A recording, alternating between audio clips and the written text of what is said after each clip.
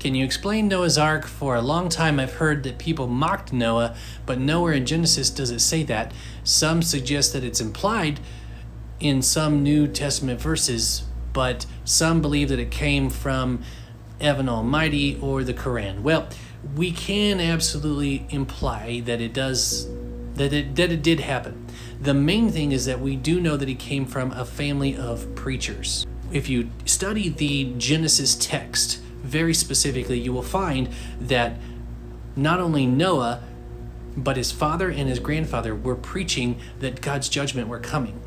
The very name Methuselah, yes, the guy who has the oldest age in the entire Bible, his name means he dies and it is sent. In other words, his very birth was prophesying the global flood. Now, whether or not they were specifically mocking Noah, we don't know for certain, but the implication is that they certainly didn't believe him. Now, the real question is whether or not Noah was saved because he was a righteous man or because he was not defiled genetically. Most people don't realize this, but when it says that Noah was perfect in his generation, it could mean that he was sinless, but that's very unlikely since none of us are sinless.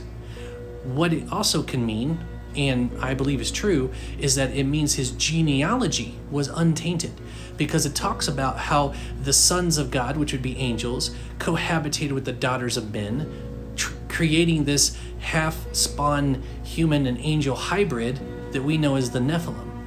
They were trying to create an unredeemable race, thwarting God's plan. So what did God do? God flooded the world to wipe out that line. And so Moses, his sons, and his sons' wives, and his wife, it seems they were the only ones left that were not part of that hybrid line.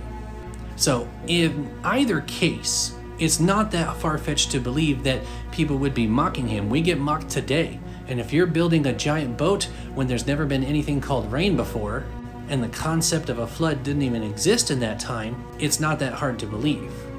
So, is there some assumption on people's parts? Sure.